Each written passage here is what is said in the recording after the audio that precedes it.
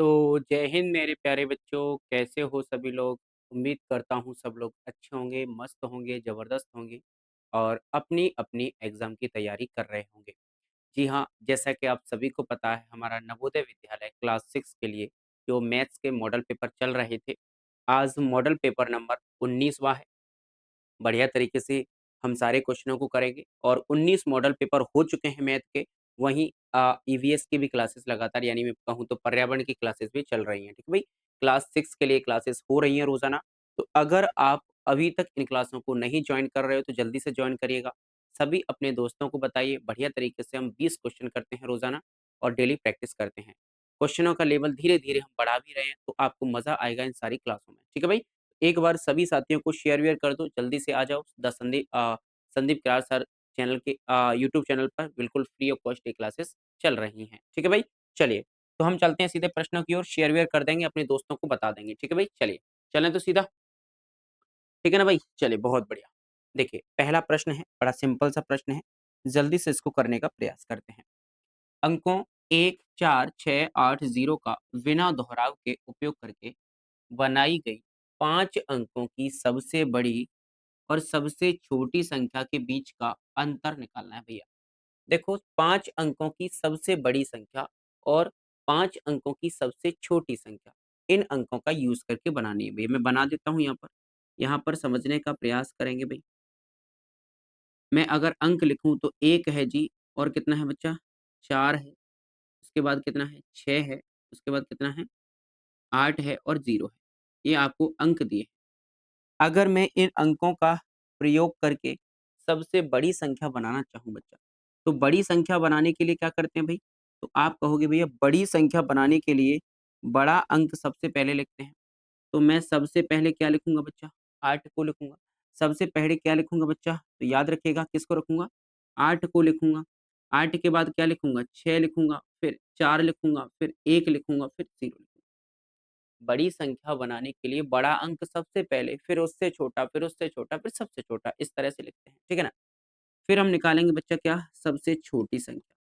अच्छा सबसे छोटी संख्या निकालेंगे तो बच्चा क्या निकलेगी? छोटा अंक सबसे पहले, लेकिन छोटा अंक तो 0 है, तो 0 को बच्चा याद रखिएगा सबसे पहले नहीं लिखते हैं।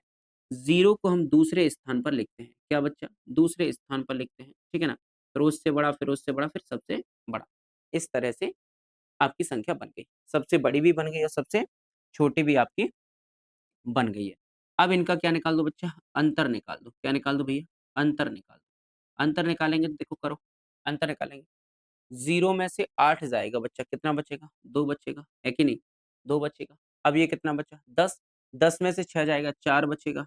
ये कितना बचेगा? 3, 3 यानी 13 में से 4 जाएगा, 9 बचेगा भई। ये कितना बचा? 5, 5 में से 0 जाएगा, 5 बचेगा और ये कितना बचेगा? 7 यानी 75,942 किसका आंसर कौन-सा ऑप्शन बन रहा है? 75,942 ऑप्शन नंबर ए ही बन रहा है, ठीक है? ऑप्शन नंबर ए बिल्कुल इसका सही आंसर हो जाएगा, ठीक है मेरे भाई? चीज़ें समझ में आ रही हैं बच्चा आपको? ठीक है ना? चीज़ें उम्मीद करता हूँ सारी चीज़ें आपको बढ़िया तरीके से समझ में आ रही हो। ठीक है भाई? चलिए बहुत बढ़िया। अगला प्रश्न करिए बेटा। अगला प्रश्न है, बढ़िया प्रश्न है, जल्दी से इसको सॉल्व करेंगे। अगली बार से क्या करेंगे, ये जो ऑप्शंस हैं ना, इनको ऑप्शंस को हम इधर दे देंगे, ठीक है ना? तो आपको सॉल्यूशन के लिए सारी जगह आपके लिए खाली बची हुई रहेगी, ठीक है ना? ये सारी चीज़ें अपन कर देंगे, ठीक है ना? चलिए, भाई अगला प्रश्न करिएगा जल्दी से। प्रश्न है, 2 संख्याओं का गुणनफल दिया है 400, ठीक है? यदि उनका एचसीएफ 5 हो तो एलसीएम निकालना है भई। हमें पता है बच्चा क्या कि 2 संख्याओं का गुणनफल क्या बच्चा? 2 संख्याओं का जो गुणनफल होता है, 2 संख्याओं का जो गुणा होता है, वो एलसीएम और एचसीएफ के गुणा के बराबर होता है। एलसीएम गुणा एचसीएफ के बराबर होता है। आप सभी को पता है। अगर मुझे 2 संख्याओं का गुणनफल दे दिया है, यानी ये संख्या आपको दे दी है और एक संख्या इसमें से और दे दी एचसीएफ भी दे दिया है, तो एलसीएम निकालेंगे। तो बच्चा आप एक सूत्र बनाना चाहें तो क्या लिख सकते हो? एलसीएम बराबर गुणनफल और ये एचसीएफ नीचे आ जाएगा, है ना? तो गुणनफल बट्टे में क्या आ जाएगा? एचसीएफ। तो यहाँ से अगर मैं सूत्र लिखना चाहूँ तो क्या मैं ये सूत्र लिख सकता हूँ? क्या बच्चा ध्यान से देखोगा? तो मैं यहाँ से एलसीएम बराबर लिख सकता हूँ बच्चा, एलसीएम बराबर हो जाएगा गुणनफल बट्टे में गुणनफल गुणनफल बट्टे में क्या? एचसीएफ। गुणनफल बट्टे में क्या? एचसीएफ। लिख सकता हूँ? आप कहोगे बिल्कुल भैया। लिख सकते हैं कि नहीं? आप कहोगे बिल्कुल लिख सकते हैं। वैल्यू पुट कर दो भई। तो एलसीएम बराबर बच्चा क्या हो जाएगा? गुणनफल कितना दिया है? 400। गुणनफल कितना दिया बच्चा? याद रखिएगा। गुणनफल कितना दिया बच्चा? 400 दिया है बटे एलसीएम एचसीएफ कितना दिया है? 5 दिया है। कितना दिया बच्चा? 5 दिया है। कर दो भई। 5 से इसको काटो। 5 8 40 यानी कितनी बार भैया? 80। यानी हमारा इस संख्या का एलसीएम कितना आएगा? 80 आपका बिल्कुल सही आंसर हो जाएगा। ठीक है बच्चा? 80 बिल्कुल आपका सही आंसर हो जाएगा ऑप्शन नंबर सी। ठीक है ना? ऑप्शन नंबर सी बच्चा आपका बिल्कुल सही आंसर हो जाएगा। ठीक है भाई? चलिए, अगला प्रश्न करते हैं, ध्यान से समझिएगा। बॉड मास का प्रश्न है बच्चा, ध्यान से करेंगे इस सवाल को। बॉड मास का सवाल है, देखिएगा। बॉड मास का सवाल है, अच्छे से पढ़ने का प्रयास करें। देखो, यहाँ पर दिया है 18, मैं एक बार सवाल को यहाँ लिख देता हूँ। 18 डिवाइड कितना है? 3 है, उसके बाद मल्टीप्लाई करना है बच्चा 2 प्लस 5 माइनस के 4। सवाल यही है, आप कहोगे बिल्कुल भैया सवाल यही है। ठीक है बच्चा? तो इसको सॉल्व करें, आप कहोगे बिल्कुल। पहले बेटा बॉड मास का प्रश्न है, तो देखो अगर चिन्ह है तो क्या करते हैं, पहले भाग को सॉल्व करते हैं, फिर गुणा को करते हैं, फिर प्लस को करते हैं, फिर माइनस को करते हैं और इधर से चलते हैं। जो चिन्ह पहले मिलता है उसको पहले सॉल्व करेंगे। 3 का भाग 18 में देंगे, तिछंक 18, ठीक है ना बच्चा? कितना आएगा? तिछंक 18 गुणा 2 प्लस 5 माइनस के 4। ठीक है ना? भाग को सॉल्व कर दिया पहले, क्योंकि नियम क्या कहता है, पहले भाग ही सॉल्व करना है ना। अच्छा उसके बाद क्या करेंगे? गुणा करेंगे, तो 6 दूना कितना हो जाएगा बच्चा? 12 हो जाएगा, प्लस के कितना आएगा? 5 माइनस के 4। ऐड करो, क्योंकि जोड़ेंगे पहले, 12 और 5 कितना हो जाएगा? 17, माइनस का कितना आएगा? 4, घटाएँगे तो कितना आएगा भैया? आप कहोगे भैया 13 आपका बिल्कुल सही आंसर हो जाएगा। है जी भाई, 13 बिल्कुल सही आंसर हो जाएगा ऑप्शन नंबर सी। ठीक है भैया? चीज़ें समझ में आई आपको? आप कहोगे बिल्कुल भैया सारी चीज़ें समझ में आ रही हैं। ठीक है भई? चलिए, अगला प्रश्न करिएगा। निम्नलिखित में से कौन-सी भिन्न सबसे बड़ी है भई? सबसे बड़ी भिन्न के बारे में बात कर रहा है बच्चा कि सबसे बड़ी भिन्न कौन-सी है? तो पहले मैं तुम्हें भिन्न को सही से लिख देता हूँ। एक तो 2/3 है जी, कितनी है बच्चा? 2/3 है, एक है 3/5 है, एक कितनी है? 5/6 है और एक कितनी है? 4/7। यही तो है भिन्न। अरे भाई भिन्न यही तो है। आप कहोगे बिल्कुल। अब भिन्न को सॉल्व करें तो कैसे कर सकते हैं? भाग दे के देख लो भाई। 3 का भाग 2 में तो जा नहीं रहा। तो मैंने कहा भाई 3 का भाग अगर 2 में नहीं जा रहा तो क्या करेंगे? भाग टूटे की 0 लगा लो। अगर भाग टूटे की 0 लगा लेंगे यानी अब क्या करेंगे? भाग टूटे की 0 और दशमलव लगाकर यहाँ पर एक 0 बढ़ा दें। आप कहोगे बिल्कुल। 3 छंका 18, 3 छंका 18, 6 बार, 1 अंक तक ही दे लो आप, ठीक है ना? चलिए, इसको देख लेते हैं। 5 का भाग जा नहीं रहा, भाग टूटेगी 0, 5 छक्का 30, ठीक है ना?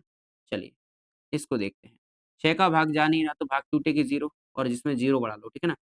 तो 6 सत्ते 42, 8 छंग 48, 8 बार गया, ठीक है ना? और यहाँ पर भाग टूटेगी 0 और 4 का भाग देंगे 40 में, है ना? 4 सत्ते 4 8 4 नाम 36, 7 चौ सॉरी 7 से देना ना, 7 चौक 28, 7 पंजे 35। अब यहाँ पर प्रश्न में क्या कह रहा है बच्चा, ध्यान से देखिएगा।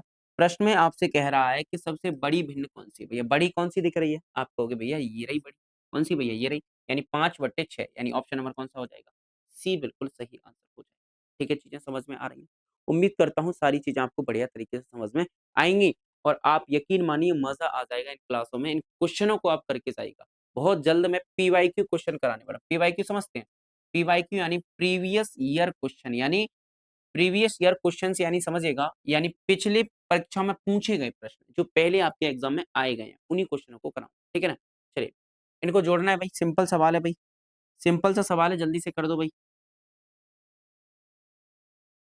जल्दी से कर दो भाई। देखो, पहले मैं लिख लेता हूँ, 2.2 लिखा है, ठीक है ना? और दशमलव वाली संख्याओं को जोड़ने के लिए दशमलव के नीचे दशमलव लगाते हैं, ठीक है ना? अब यहाँ से 2.2 लिख लिया, उसके बाद क्या लिखेंगे? पॉइंट के नीचे पॉइंट, पॉइंट के उधर क्या है? 0 और 2, पॉइंट के इधर क्या है भैया? 2 है। दशमलव के नीचे फिर से दशमलव, दशमलव के उधर क्या है भैया? तो 22 है। दशमलव के इधर क्या है? 0 है। फिर से दशमलव के नीचे दशमलव, दशमलव के उधर क्या है भैया? 2 है। इधर क्या है? 22 है। जोड़ दो भाई, जोड़ दो भाई। 2 और 2 4, 2 2 4 2 6, दशमलव के नीचे दशमलव, 2 2 4 2 6 और 2, 26.64 आ रहा है भाई। कितना आ रहा है भाई? 26.64 कहाँ आ रहा है भाई? ये रहा 26.64। ऑप्शन नंबर बी हो जाएगा। ठीक है बच्चों? ये समझ में आ रही है? बहुत बढ़िया तरीके से। चलिए बहुत बढ़िया। 1200 छात्रों की 1200 छात्रों वाले एक विद्यालय में 45% लड़कियाँ हैं।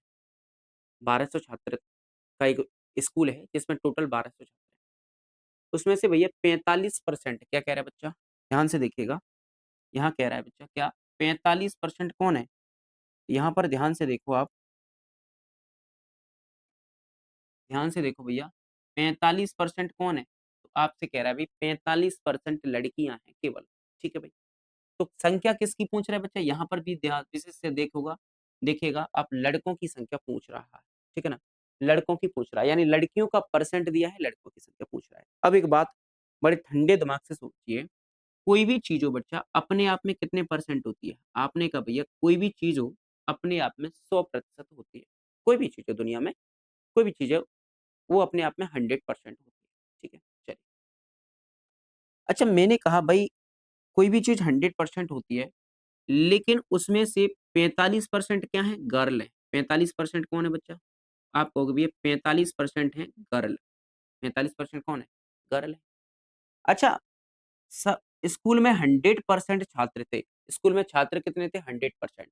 उसमें से 45% लड़कियाँ हो गई। तो भाई जो 65% बचेगा वो कौन बचेंगे?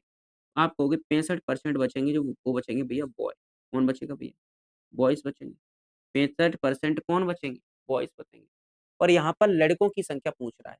तो अगर मैं कहूँ इस सवाल को सॉल्व करूँ, तो आप कहोगे भैया टोटल कितने हैं? 1200 छात्र हैं। टोटल कितने छात्र हैं? 1200 और मैं 1200 का अगर मैं 65% निकाल दूँगा 1200 का अगर मैं 65% निकाल दूँगा तो किसकी संख्या निकलेगी? आप कहोगे भैया टोटल का अगर मैं 65% निकाल दूँगा तो लड़कों की संख्या निकलेगी और लड़कों की तो हमसे पूछ रहा है। तो टोटल का निकाल दो भई 65%। टोटल का 65% निकाल दो भई। परसेंट हटाएँगे नीचे कितना आ जाएगा? 0 आ जाएँगे। 2 ज़ीरो से 2 ज़ीरो 12 का भाग गुणा कर दो। 12 पंजे 60 की 0 12 पंजे 60 की 0 12 छक्के 72 और 6 72 6 78 ठीक है ना? 72 6 सॉरी 12 पंजे 60 की 0 हाँ चलिए 6 12 छक्के 72 और 72 6 78 780 आ रहा है। लेकिन यहाँ पर तो 780 है ही नहीं। अरे यार! वही तो मैं कह रहा था। क्यों होगा जी? कहीं होगा। यहाँ पर 65 नहीं बचेगा बच्चा, यहाँ पर कितना बचेगा? यहाँ पर माफ़ करना, यहाँ पर कितना बचेगा? तो यहाँ पर याद रखिएगा बेटा, यहाँ पर 55 बचेगा। कितना बचेगा बच्चा? याद रखिएगा, यहाँ पर कितना बचेगा? यहाँ पर बचेगा बेटा 55 बचेगा। कितना बचेगा? 55 बचेगा। तभी तो गड़बड़ हो गया, तभी तो गड़बड़ हो गया। 55% करेंगे। अब 55% करेंगे बच्चा, तो याद रखिएगा यहाँ पर 55% बचेगा। है कि नहीं? भाई सिंपल सा है, वो तो दिख रहा है सामने। मेरे से गलती से 65% लिख दिया। तो 12 पंजे 60 की 0 और 12 पंजे 60 और 60 और 6 66 60 और 6 66 यानी 660 बिल्कुल सही आंसर आ जाएगा। कितना आ जाएगा भैया? 660 बिल्कुल इसका सही आंसर हो जाएगा। ठीक है ना? थोड़ा-सा गलती हो गई वहाँ पर घटाने में इसलिए हो गया। ठीक है ना? चलिए। एक रेडियो को एक रेडियो को ₹140 के लाभ पर ₹840 में बेचा जाता है। एक रेडियो था, उसपे लाभ कमाया उसने कितना? ₹140 और लाभ कमाकर 840 में बेच दिया। लाभ परसेंट निकालना है। मुझे एक बात बताओ बेटा, लाभ परसेंट निकालने का सूत्र क्या होता है? आपने कहा भैया लाभ परसेंट निकालने का जो सूत्र होता है ना, वो होता है लाभ परसेंट बराबर होता है लाभ गुणा 100 लाभ गुणा 100 बटे में क्या आता है? आप कहोगे भैया बटे में आता है क्रय मूल्य। भई मुझे एक बात बताओ लाभ परसेंट निकालने का सूत्र यही तो होता है। आपने कहा बिल्कुल। तो सवाल में मुझे लाभ चाहिए और क्रय मूल्य चाहिए। लेकिन यार मैंने एक बात देखी कि भाई इसमें तो 840 में बेचा जा रहा है। बेचा जा रहा है मतलब क्या है भाई? ये तो विक्रय मूल्य दिया है। क्रय मूल्य तो है ही नहीं। लाभ तो है 140 के लाभ पर, यानी 140 का लाभ हो रहा है। इतने रुपए में बेचा जाता है मतलब ये विक्रय मूल्य है। तो हमारे पास क्रय मूल्य तो है ही नहीं और बिना क्रय मूल्य के तो हम लाभ निकाल ही नहीं पाएँगे। तो आपने कहा भाई क्रय मूल्य निकाल लेते हैं। मैंने कहा क्रय मूल्य कैसे निकालोगे? आपने कहा देखो भाई, क्रय मूल्य बराबर क्या होता है? क्रय मूल्य बराबर होता है क्रय मूल्य बराबर होता है विक्रय मूल्य विक्रय मूल्य माइनस के लाभ, माइनस के यानी विक्रय मूल्य में से अगर लाभ को घटा देंगे तो हमें क्या मिल जाएगा भैया? क्रय मूल्य मिल जाएगा। अब निकाल दो भाई। अब मैंने कहा भाई विक्रय मूल्य कितना दिया है? आप कहोगे भैया 840, लाभ कितना दिया भैया? 140, घटाएँगे तो कितना आ जाएगा भाई? 40, 40 गया, 100 गया, यानी 700 आएगा। कितना आएगा भैया? ₹700 का क्या हो गया बच्चा? तो ₹700 का उसे क्रय मूल्य था और 140 का लाभ हुआ, तभी तो ये 840 पे बेचा था, तो लाभ परसेंट निकाल दो भाई। लाभ परसेंट निकालेंगे भाई, ध्यान रखो यहाँ पर, कितना है लाभ? ₹700 का। लाभ कितना है? 700 गुणा 100, क्रय मूल्य कितने का दिया है भाई? तो क्रय मूल्य अभी हमने निकाला था कितने का? सॉरी, लाभ 700 का नहीं है भैया, 1 मिनट, क्या हो रहा है ये? लाभ दिया भैया 140 का गुणा 100 और क्रय मूल्य कितने का दिया भैया? ₹700 का, ठीक है ना? 2 जीरो से 2 जीरो, 7 दूना 14, यानी कितने परसेंट का लाभ हो रहा है भाई? 20% का। कितने का हो रहा है भाई? 20%, यानी ऑप्शन नंबर बी बिल्कुल सही आंसर हो जाएगा, 20%। ठीक है भाई? ये समझ में आई? चलिए अगला देखिएगा। साधारण ब्याज पर कोई धनराशि 10 वर्षों में दोगुनी हो जाती है, तो दर ज्ञात करना है। जब कोई धनराशि दोगुनी हो रही हो, तिगुनी हो रही है, चौगुनी हो रही हो, तो ऐसे प्रश्न को सॉल्व करने का एक सूत्र होता है भाई इसको। अगर हमें ब्याज की दर निकालनी है, क्या निकालना है भैया? ब्याज की दर। तो दर निकालने का सूत्र होता है, दर बराबर होता है भाई, दर बराबर होता है n माइनस के 1, n माइनस के 1 मल्टीप्लाई 100 अपॉन, अगर दर निकालेंगे तो बट्टे में क्या आ जाएगा भाई? समय आ जाएगा। बट्टे में क्या आ जाएगा? समय। ठीक है ना? बट्टे में क्या आ जाएगा? समय आ जाएगा। समझो। अब तो दर निकालने का सूत्र होता है, दर परसेंट बराबर क्या होगा भाई? तो n माइनस के 1 गुणा 100 बट्टे में समय। अब देखो n किसको मानते हैं? जितनी गुनी होती है ना वो उसको n मानते हैं, ठीक है ना? जितनी गुनी होती है। तो मैंने कहा भाई कितनी गुनी हो रही है? आप कहोगे भैया 2 गुनी हो रही है। तो 2 माइनस के 1, क्योंकि गुनी 2 हो रही है, 2 माइनस के 1 गुणा किसका हो जाएगा? 100 का, बट्टे में समय कितना दिया भैया? आप कहोगे भैया 10 वर्ष दिए। घटा दो भाई।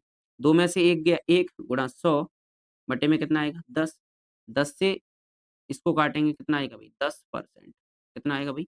10% आपका बिल्कुल सही आंसर हो जाएगा। ठीक है भाई? 10% आपका बिल्कुल सही आंसर हो जाएगा। ठीक है भाई? चीज़ें समझ में आ रही हैं कि नहीं? आप कहोगे बिल्कुल आ रही हैं, कोई दिक्कत नहीं है। एक-एक नियम से सॉल्व करेंगे भाई इस सवाल को। देखो, एक कार 4 घंटे में इतनी दूरी तय करती है, तो उसी गति से इतनी किलोमीटर की दूरी को तय करने में उसे कितना समय लगेगा? देखो, समझने का प्रयास करेंगे, यहाँ पर समझने का प्रयास करें। कल से ये ऑप्शन यहाँ से हटवा देंगे। इससे सॉल्यूशन करने में दिक्कत नहीं आएगी, ऑप्शन उधर भिजवा देंगे, ठीक है ना? समझ में आया? चलिए, भाई जो समान रहता है ना, उसको आगे लिखा करो। मैंने कहा देखो भाई, 240 किलोमीटर चल रहा है वो, 240 किलोमीटर चल रहा है, कितने घंटे में? आपने कहा भई 4 घंटे। 240 किलोमीटर चल रहा है 4 घंटे में। तो मैंने कहा भाई 360 किलोमीटर कितने घंटे में चलेगा? तो देखो मैंने कहा देखो भाई, अगर वो 240 किलोमीटर चल रहा है 4 घंटे में, तो 1 घंटे में कितने किलोमीटर चलेगा? सॉरी, 1 किलोमीटर कितने घंटे में चलेगा? तो 4/240, और मुझे कितने किलोमीटर चलवाना है उसे? 360, तो गुणा कर देंगे कितने का? 360।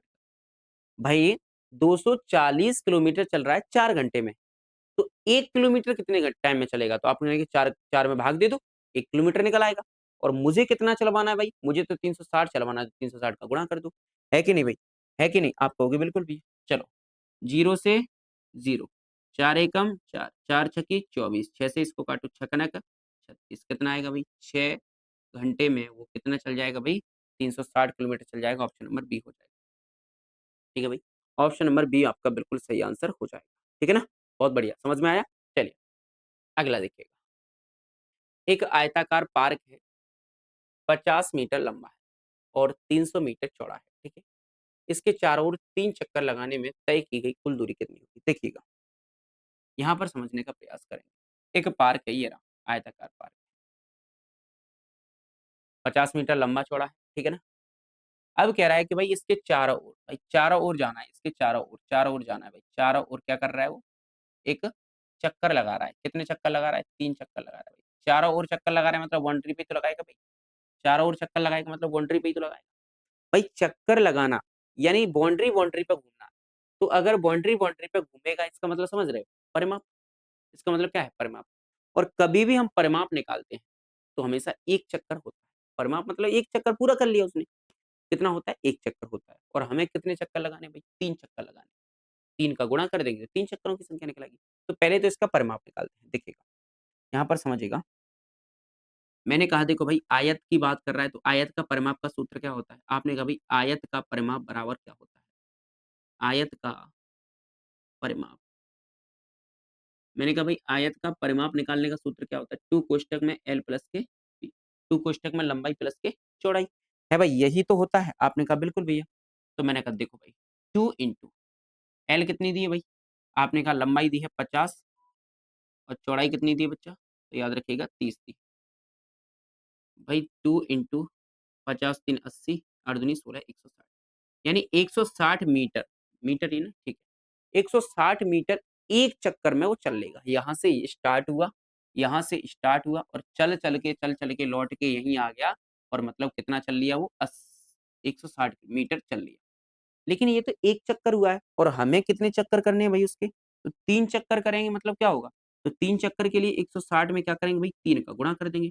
16 दूनी 32, 16 तिया 48, 480 मीटर, सॉरी किलोमीटर कह रहा हूँ, मीटर चल लेगा। 480 है कि नहीं? ये रहा, 480 मीटर चल यानी कभी भी आप परिमाप निकालते हो 1 चक्कर की लंबाई निकलती है। लेकिन वो कह रहा है भई 3 चक्कर चलाने हैं, तो 3 चक्कर चलाने हैं, 3 का गुणा कर दो, ठीक है ना? 5 चक्कर चलाता, 5 चक्कर 5 का गुणा कर देते, ठीक है ना? चलिए बहुत बढ़िया। एक घन का आयतन दिया है आपको, इसका कुल पृष्ठीय क्षेत्रफल निकालना है। अच्छा घन का आयतन दिया है, तो घन की पहले भुजा निकालनी पड़ेगी क्योंकि पृष्ठीय क्षेत्रफल निकालने का सूत्र क्या होता है भई? देखिए यहाँ पर समझिएगा, यहाँ पर अगर मैं समझाना चाहूँ आपको तो समझिएगा, पृष्ठीय क्षेत्रफल पृष्ठीय क्षेत्रफल कैसे निकालते हैं? तो पृष्ठीय क्षेत्रफल बराबर क्या होता है भई? पृष्ठीय क्षेत्रफल बराबर क्या होता है बच्चा? तो याद रखिएगा, पृष्ठीय क्षेत्रफल बराबर होता है 6 गुणा भुजा। घन की बात कर रहा है ये, भुजा गुणा भुजा, साइड इंटू साइड। यानी पृष्ठीय क्षेत्रफल निकालोगे तो 6 गुणा भुजा इंटू भुजा आपको करना पड़ेगा। यानी भुजा आपको ज़रूर चाहिए, लेकिन सवाल में भुजा नहीं दी है। तो पहले भुजा निकाल लो भई, पहले क्या कर लोगे भुजा निकाल लोगे। आपने कहा भाई घन की भुजा सॉरी हाँ, घन की भुजा बराबर क्या होगा? तो मैंने कहा भाई आयतन दिया है ना, तो घन की भुजा बराबर होता है क्यूब में आयतन। क्या होता है बच्चे? क्यूब में आयतन। क्यूब में क्या होता है? आयतन, ठीक है ना? तो क्यूब में आयतन रखेंगे तो क्या हो जाएगा भाई? क्यूब में 216 हो जाएगा, है कि नहीं? क्यूब में 216 क्योंकि घन का आयतन 216 ही तो है। अच्छा एक बात बता यार 216 अ, 216 को मैं ऐसे कर सकता हूँ क्या? छकना के 36 और 36 छक्का 216 बिल्कुल भाई 6 से कर सकता हूँ। 6 गुणा 6 गुणा 6 नहीं, छकना 36, 36 छक्का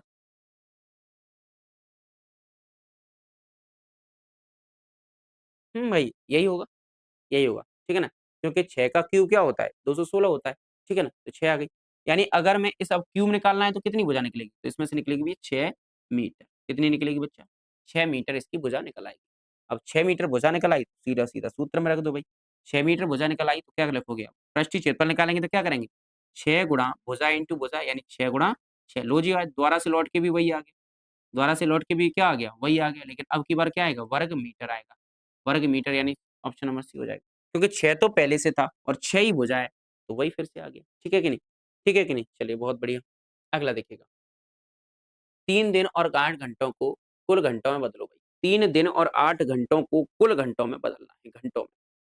भाई मुझे एक बात बताओ, 1 दिन में मैंने कहा मेरे दोस्त एक बात बताओ मुझे, 1 दिन में कितने घंटे होते हैं? 1 दिन में कितने घंटे होते हैं? तो आपने कहा भई 1 घंटे में होते हैं 24 घंटे। 1 दिन में होते हैं सॉरी 24 घंटे। 1 दिन में कितने घंटे होते हैं? आपने कहा भई 1 दिन में होते हैं 24 घंटे। मैंने कहा ठीक है। अगर 1 दिन में 24 घंटे होते हैं भाई तो 3 दिन में कितने होंगे? 1 दिन में अगर 24 घंटे होते हैं, तो 3 दिन में कितने होंगे? 24 गुणा 3, 24 गुणा 3 कर दो। कितना हो जाएगा भाई?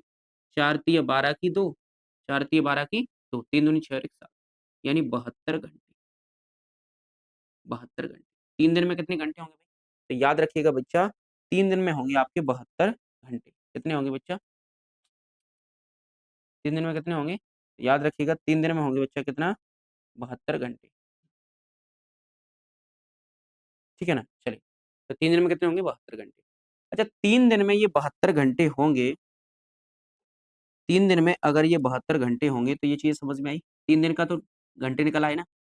अब कह रहा है 3 दिन और 8 घंटों के कुल घंटे बनाओ। भाई 72 घंटे तो ये 3 दिन के हो गए और 8 घंटे पहले के थे। तो टोटल कितने घंटे हुए? आप कहोगे भैया 80 घंटे। कितने हो गए टोटल? आप कहोगे भैया 80 घंटे। टोटल कितने घंटे हो गए? याद रखिएगा 80 घंटे। यानी 3 दिन में तो 72 घंटे बने और 8 घंटे पहले के थे, उनको भी जोड़ देंगे तो कितने हो जाएँगे? 80 घंटे। ठीक है ना? ये समझ में आ रही है क्या आपको? आप कहोगे बिल्कुल समझ में आ रही है। ठीक है भाई? चलिए बहुत बढ़िया। यदि 15 सेवों की कीमत इतनी है तो 2 दर्जन सेवों की कीमत क्या होगी भाई? सिंपल सा सवाल है भाई। एक-एक नियम का सवाल है। क्या कह रहा है भाई ध्यान से समझो। कह रहा है कि 15 सेब हैं, 15 सेब। 15 सेबों की कीमत कितनी है भाई? ₹90। 15 सेबों की कितनी है? ₹90 और 2 दर्जन। अब बच्चा याद रखो 1 दर्जन कितने के बराबर होता है? 1 दर्जन 1 दर्जन कितने के बराबर होता है? तो याद रखिएगा 1 दर्जन बराबर होता है 12। तो 2 दर्जन में कितने होंगे भाई? 2 दर्जन बराबर कितने होंगे? 2 दर्जन बराबर होंगे 12 गुणा 2 यानी 24। यानी 2 दर्जन में कितना होता है? 24 होता है। ये बात आप याद रखिएगा। ये बात आप याद रखिएगा 2 दर्जन में कितना होता है बच्चा याद रखिएगा। 2 दर्जन में अगर पूछ लिया जाए तो याद रखिएगा 24 होता है। ठीक है? ये बात याद रखिए। अब देखो समझो 15 सेवों की कीमत कितनी है भाई? 90 है। तो 2 दर्जन यानी मैं 24 लिख दूँ डायरेक्ट। तो 24 की कीमत कितनी है? तो 90/15 यानी ये एक कीमत 1 सेब की कीमत आ जाएगी।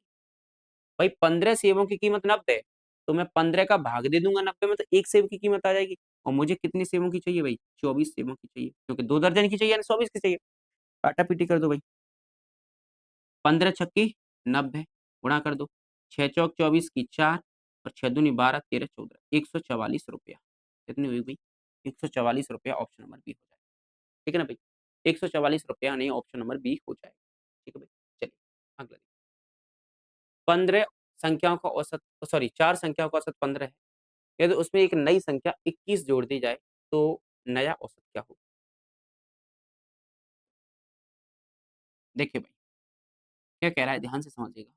वो कह रहा है कि 15 संख्याएँ थी उनका औसत 15 सॉरी 4 संख्याएँ थी उनका औसत 15 दिया था। मैंने कहा पहले तो एक काम करो 4 संख्याओं का योग निकाल लेते हैं। 4 संख्याओं का योग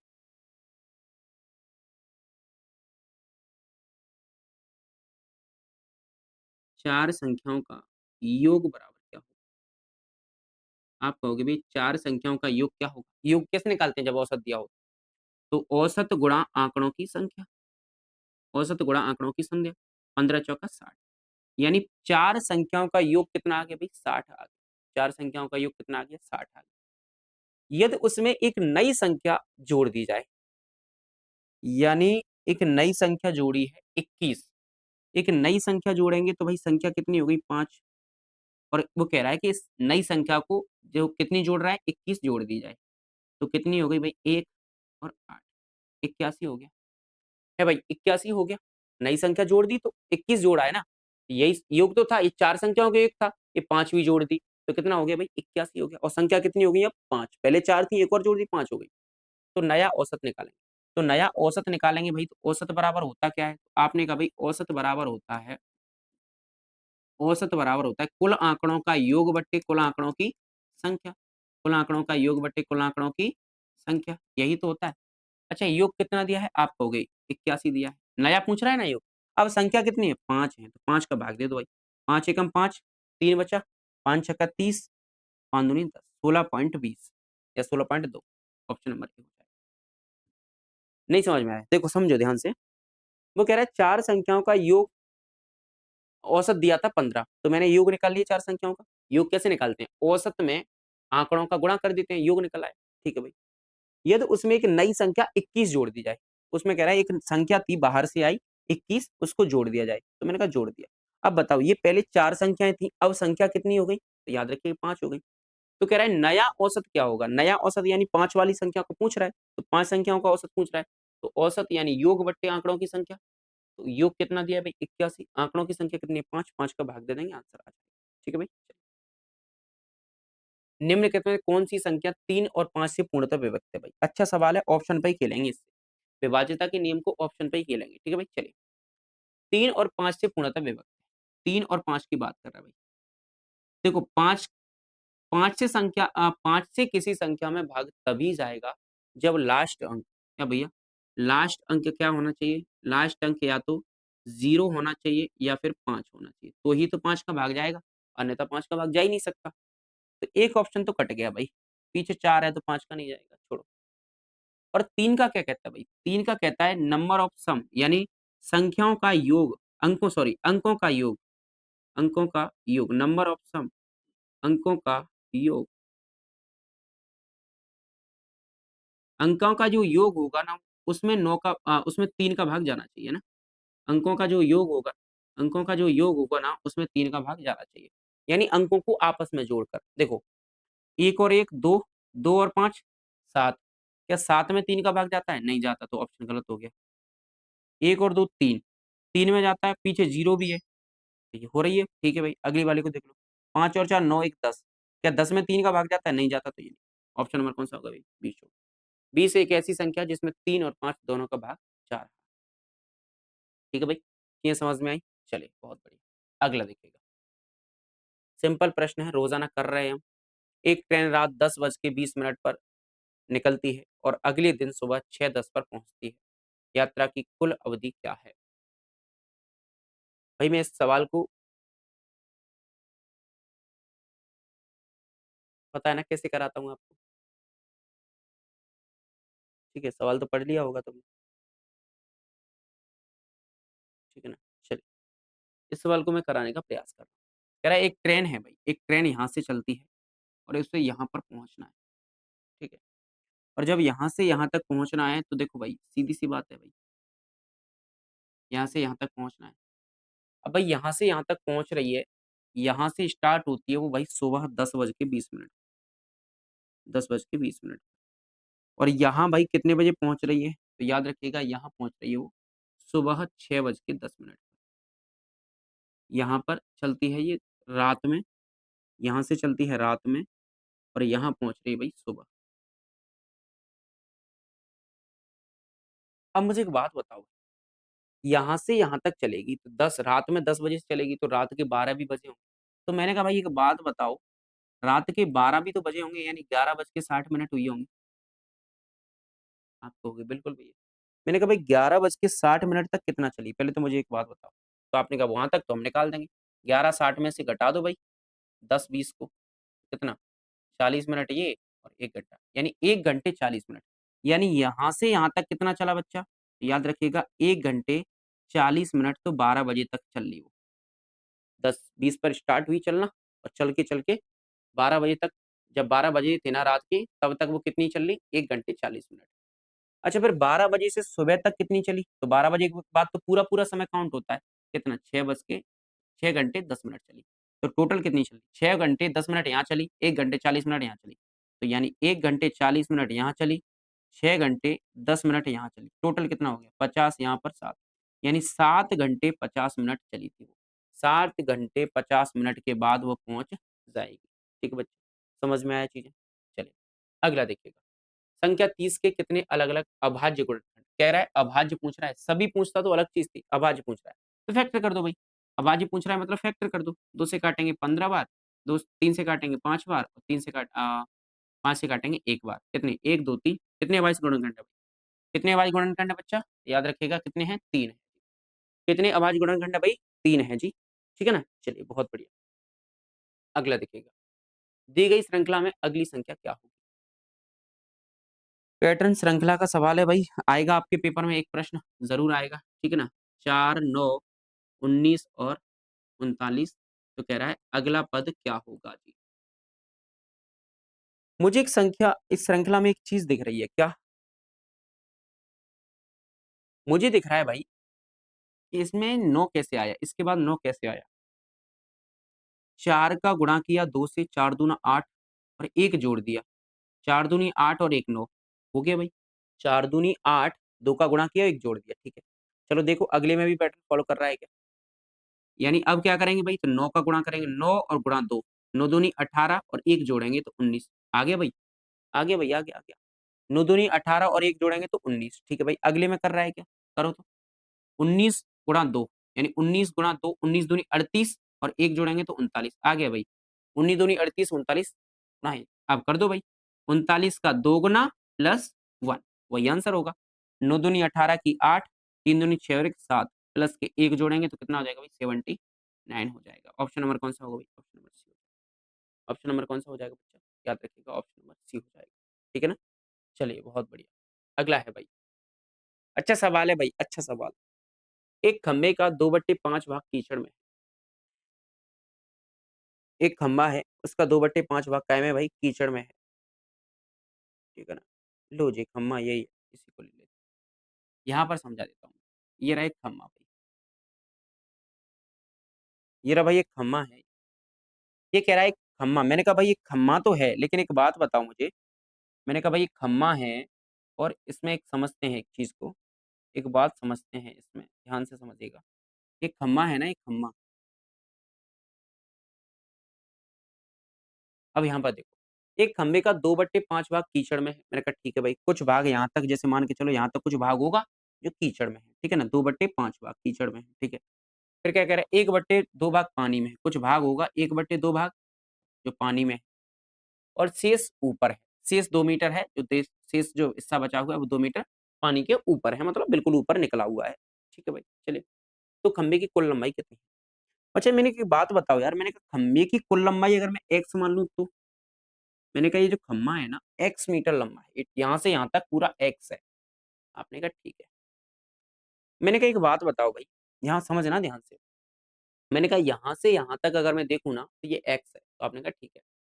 खंबे का 2/5 भाग कीचड़ में, मैंने कहा देखो x है, टोटल x है। ये खंबे में से टोटल में से अगर मैं, यानी टोटल मैंने x ही तो माना है, तो x में से अगर मैं इसके टुकड़ों को हटा दूं, इन दोनों टुकड़ों को हटा दूं, टोटल में से इन दोनों टुकड़ों को हटा दूं, तो शेष वाला हिस्सा बचेगा कि नहीं बचेगा? आप कहोगे बिल्कुल।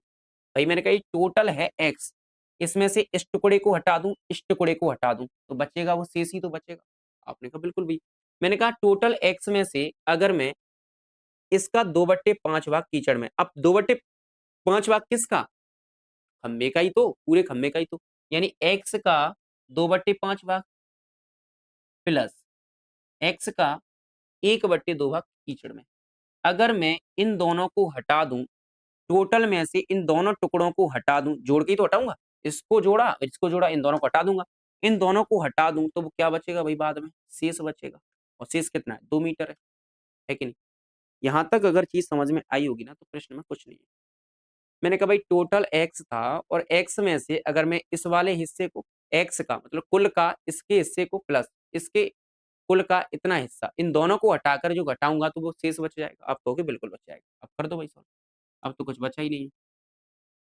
अब तो सवाल में कुछ बचा ही नहीं है।